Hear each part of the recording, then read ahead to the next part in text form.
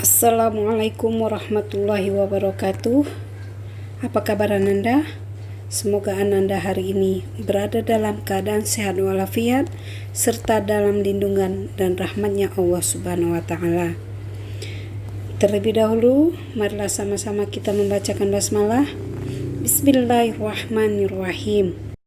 Bersama Umi Sari Parodia SAG dalam pelajaran Al-Quran Hadis dengan materi menjaga dan melestarikan lingkungan alam. Tapi kali ini kita akan membahas tentang larangan mengebiri dan mengurung binatang. Adapun tujuan pembahasan kita kali ini adalah: pertama, melafalkan hadis tentang larangan mengebiri dan mengurung binatang. Yang kedua, memahami dan menerapkan hadis tentang larangan mengebiri binatang. Yang ketiga, memahami keterkaitan hadis larangan mengebiri, mengurung binatang, dan melestarikan lingkungan alam. Itulah Ananda tujuan pembahasan kita. Selanjutnya kita masuk kepada materi. Terlebih dahulu, di sini kita akan membahas pengertian mengebiri. Apa itu mengebiri? Mengebiri memiliki dua arti. Yang pertama, menurut bahasa, artinya meniadakan, menghilangkan, atau mengurangi. Sedangkan menurut istilah, mengebiri atau kastrasi adalah tindakan bedah atau menggunakan bahan kimia yang bertujuan untuk menghilangkan fungsi testis pada jantan atau fungsi ovarium pada betina. Atau dengan kata lain, melakukan operasi bisa juga dengan melakukan pemberian obat-obatan agar hewan yang kita miliki tidak dapat berkembang biak ataupun melahirkan, yang sering disebut oleh orang-orang dengan perkataan mandul. Itulah yang dimaksud dengan mengebiri. Dalam Islam, Rasulullah melarang kita untuk mengebiri kuda dan binatang-binatang lainnya, atau yang disebut dengan bahaim. Sesuai dengan hadis Rasulullah yang diriwayatkan Ahmad dari Ibnu Umar yang berbunyi, Naha Rasulullah sallallahu alaihi wasallam an ihsa'il khayli wal bahaim, yang artinya Rasulullah sallallahu alaihi wasallam melarang mengebiri kuda dan binatang-binatang. Hal ini dilarang karena akan merugikan kepada hewan. Di antaranya, hewan tidak dapat berkembang biak. Kemudian, manusia telah memutuskan perkembangbiakan hewan tersebut.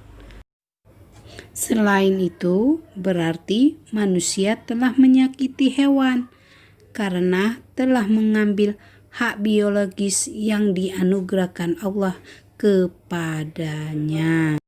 Selanjutnya kita masuk hadis yang kedua yang berbunyi, Anna Nabiya sallallahu alaihi wasallam naha sayri ruhi wa an ihsa'il bahaim nahiyya syadida, yang artinya Rasulullah sallallahu alaihi wasallam melarang seseorang mengurung setiap yang bernyawa dan mengebiri binatang-binatang dengan larangan yang keras.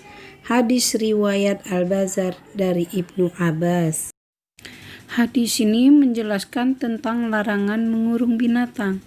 Karena dengan mengurung binatang berarti kita sudah membatasi ruang geraknya, sehingga binatang tersebut tidak lagi menjadi bebas. Kemudian dengan mengurung binatang berarti kita membuat dia menderita karena kita mengurungnya sendiri tanpa pasangan. Seperti manusia, hewan pun mempunyai naluri untuk hidup berpasangan dengan lawan jenisnya. Larangan mengurung binatang ini tidak berlaku pada semua jenis binatang. Mengurung binatang ternak seperti unta, sapi, kerbau, kambing, dan sebagainya, yang pada umumnya itu semua hewan yang biasa dijinakkan, sehingga tidak menjadi masalah apabila mereka dikurung. Larangan ini berlaku bagi binatang yang lazimnya hidup di alam bebas, seperti unggas. Unggas itu ayam, bebek, burung, dan sejenisnya. Walaupun sangkarnya kita buat begitu bagus dan indah, tetapi binatang tersebut tetap tentu lebih suka apabila hidup di alam bebas daripada dikurung. Begitu pula halnya dengan kucing. Mereka ingin bebas sama seperti kita. Larangan Rasulullah terhadap mengebiri binatang ataupun mengurung hewan ini merupakan wujud sikap peduli terhadap lingkungan hewani. Selain itu, juga merupakan upaya untuk menjaga dan melestarikan lingkungan. Karena pada hakikatnya manusia itu masih bergantung kepada hewan. Contohnya kita lihat di waktu hari kurban, kita membutuhkan kambing ataupun sapi. Apabila semua hewan itu kita kebiri dan kita kurung, otomatis habitat hewan akan punah, sehingga dikala kita butuh, kita tidak mendapatkannya lagi.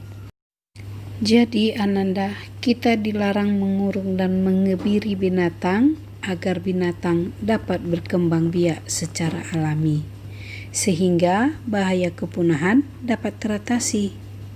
Lebih dari itu, hadis ini juga merupakan wujud kasih sayang terhadap sesama makhluk. Karena perilaku yang demikian merupakan bukti bahwasanya ajaran Islam adalah ajaran agama yang rahmatan lil alamin. Sampai disinilah Nanda materi kita pada hari ini. Mudah-mudahan apa yang kita pelajari dapat kita amalkan dan kita terapkan di dalam kehidupan sehari-hari, terutama dalam menyayangi semua makhluk ciptaan Allah. Wabillahi taufiq wal hidayah. Assalamualaikum warahmatullahi wabarakatuh.